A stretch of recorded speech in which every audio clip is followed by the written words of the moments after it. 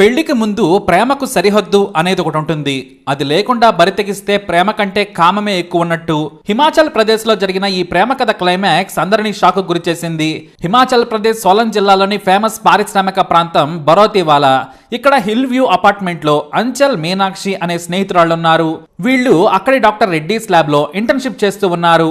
నెలకు 8,000 గౌరవ వేతనం కూడా తీసుకుంటున్నారు. అక్కడే అఖిల్ అనే వ్యక్తి వేరే కాలేజ్ నుంచి వచ్చి ఇంటర్న్షిప్ చేస్తున్నాడు.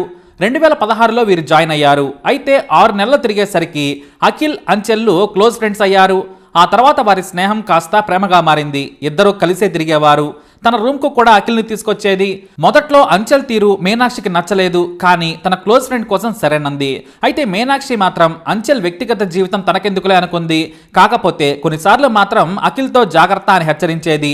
ఎందుకు అతని బిహేవియర్ చాలా తేడాగా ఉంది, కెరీర్ ఓరియంటెడ్ పర్సనాలిటీ కాదు, చిల్లరగా మాట్లాడుతున్నాడని చెప్పింది. అయినా సరే అంచెల్ పట్టించుకోలేదు. సరదా కోసం అలా మాట్లాడుతాడులే అని కవర్ చేసింది. అలా కలిసి సినిమాలకు, షికార్లకు తిరిగేవారు. అయితే ఇద్దరి మధ్య సాన్నిహిత్యం మొదలైన తర్వాత శృంగారం కోసం ఒత్తిడి చేయడం మొదలుపెట్టాడు అఖిల్. ఆమె మాత్రం నో చెప్పింది. పెళ్లికి ముందు ఇదే ఎక్కువ, ఏదైనా సరే పెళ్లి తర్వాత నన్ను చెప్పింది. కానీ అఖిల్ మాత్రం ఒక్కసారి, ఈ రోజుల్లో ఏ లవర్స్ అయినా సరే శారీరకంగా కలుస్తున్నారు, ఇందులో పెద్దగా బాధపడాల్సింది ఏమీ లేదని చెప్పాడు. అంచల్ మాత్రం నో అంటే నో అని చెప్పింది. ఇలా స్నేహం చేస్తూనే సమయం దొరికినప్పుడల్లా శృంగారం కోసం ఒత్తిడి చేసేవాడు అఖిల్. ఇదే విషయంపై తన స్నేహితురాలు మీనాక్షికి చెప్పింది.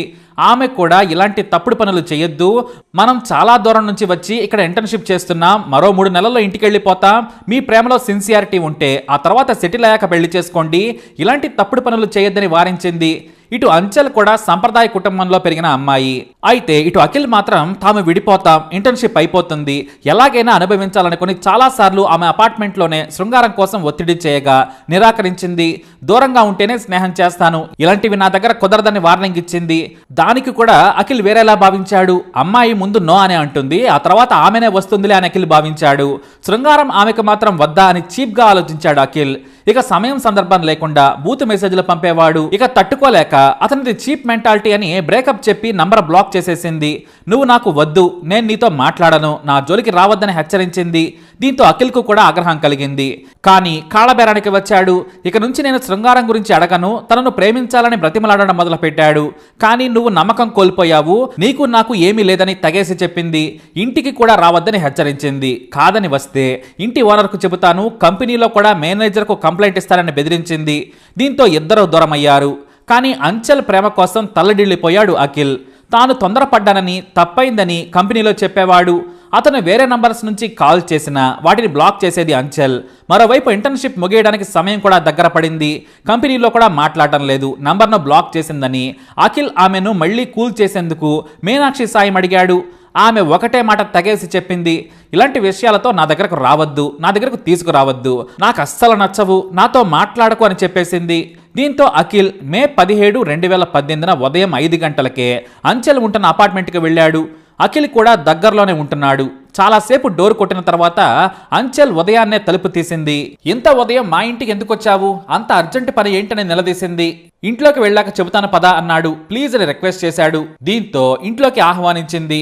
ఆ తర్వాత అంటే కిచెన్ లోకి తీసుకెళ్లి, నా నంబర్ ఎందుకు బ్లాక్ చేశావు, నా తప్పైందని చెప్పాను కదా, నేను నిన్న ఇక్కడ నుంచి కిస్ కూడా అడగను, తప్పుగా ప్రవర్తించను, ఐ లవ్ యూ అంటూ సన్నాయి నొక్కులు నొక్కాడు. అంచెల్ మాత్రం అస్సలు వినలేదు, పట్టించుకోవడం లేదు కూడా. అలా ఇద్దరి మధ్య మాట కూడా పెరిగింది. ఈలోపు మీనాక్షి వచ్చి గొడవ వద్దు, తర్వాత మాట్లాడుకుందాం, బయటకు వెళ్ళమని అఖిల్కి చెప్పింది. మా మధ్యలోకి రావద్దు, నీ పని నువ్వు చూసుకోమని మీనాక్షిని బెదిరించాడు అఖిల్. నా ఫ్లాట్లోకి వచ్చి నన్నే బెదిరిస్తావా అంటూ గొడవ పెట్టుకున్నాడు. కానీ అంచెల్ గొడవ వద్దని మీనాక్షికి చెప్పడంతో ఆమె తన బెడ్రూమ్లోకి వెళ్ళి పడుకుంది. ఇక అంచెల్, అఖిల్ మధ్య మాట పెరగడంతో కిచెన్లో ఉన్న ఒక పదునైన కత్తితో ఆమె మీద దాడి చేశాడు. ఆమె కేకలు వేయడంతో మీనాక్షి పరిగెత్తుకుని వచ్చింది. అప్పటికే పలుమార్లు అంచెల మీద కత్తితో దాడి చేశాడు. ఆమె ఒంటి నుంచి తీవ్రంగా రక్తం కారుతోంది. నీకు దండం పెడతాను, అంచెల్ని చంపొద్దని కాళ్ల మీద కూడా పడింది మీనాక్షి. కానీ ఆ దుర్మార్గుడు ఊరుకోలేదు. ఒకవైపు మీనాక్షి అతన్ని అడ్డుకునే ప్రయత్నం చేసినా బలహీనంగా ఉన్న అంచెల్ మీద పడుకొని గొంతు కోశాడు. అయితే మీనాక్షి సైతం అతన్ని కొట్టి నెట్టేసే ప్రయత్నం చేసింది. అయినా మీనాక్షిని సైతం కత్తితో పొడిచి పారిపోయాడు అఖిల్. ఒకవైపు రక్తం కారుతున్నా బయటకు వచ్చిన మీనాక్షి పక్క ఫ్లాట్ వారి డోర్ని బలంగా బాది హెల్ప్ చేయండి అంకుల్ అంటూ కన్నీరు మున్నీరయింది. పక్కింటి వారు అపార్ట్మెంట్ వాచ్మెన్ ని పిలిపించి ఇద్దరిని హాస్పిటల్కు తరలించారు. అక్కడి నుంచే పోలీసులకు కూడా ఫిర్యాదు చేశారు స్థానికులు. కొన ఊపిరితో ఉన్న అంచెల్ చికిత్స మొదలు పెట్టక ముందే కన్ను మూసింది పాపం. ఈ ఘటన ప్రముఖ పారిశ్రామిక ప్రాంతంలో సంచలనం సృష్టించడంతో ఈ ఘటన గురించి తెలియగానే ఎస్పీ రాణా బిందు హాస్పిటల్కి చేరుకున్నారు. చికిత్స తీసుకుంటున్న మీనాక్షి నుంచి వివరాలు సేకరించిన ఆమె వెంటనే హంతకుడిని పట్టుకోవాలని ఆదేశించారు. తన గదికి వెళ్లి బ్యాగులో ఉన్న బట్టలు సర్దుకొని పారిపోతున్న అఖిల్ను పోలీసులు బస్టాండ్లో అరెస్టు చేశారు. అయితే ప్రేమించిన అమ్మాయి బ్రేకప్ చెప్పడమే కాకుండా మాట్లాడడం లేదని, తాను ఒక్కసారి శృంగారం కోసం ఒత్తిడి చేస్తే నా ఫోన్ బ్లాక్ చేసిందని, అందుకే కోపంతో చంపానని నిందితుడు పోలీసులకు చెప్పుకొచ్చాడు. పారిపోతున్న అఖిల్ని పట్టుకొని మక్కిలు ఎరగదీసి పోలీస్ స్టేషన్లో నెట్టారు. ఆ తర్వాత కోర్టులో ప్రవేశపెట్టారు. ఈ ఘటనలో యావజ్జీవ శిక్ష విధించింది న్యాయస్థానం. కేవలం ఈగోను సంతృప్తి పరుచుకునేందుకు హత్య చేశాడని విచారణలో తేలింది. ఇక గాయం నుంచి కోరుకున్న మీనాక్షి తన ఫ్రెండ్ మరణం తర్వాత ఇంటర్న్షిప్ పూర్తి చేయకుండానే తన స్వగ్రామమైన నలగాడ్కు వెళ్లిపోయింది. స్నేహితురాలి బాధ ఆమెను వెంటాడింది. అదృష్టం ఏమిటంటే ఆమెను చంపకుండా ఆ దుర్మార్గుడు వదిలేయటం. తాను కాళ్లు పట్టుకుని బ్రతిమలాడుతున్న సమయంలో ఆమెను చంపినా చంపి ఉండొచ్చు. ఇది నిజంగా మీనాక్షి అదృష్టమనే చెప్పాలి. నమ్మినందుకు మాత్రం అంచెల్ బలైంది.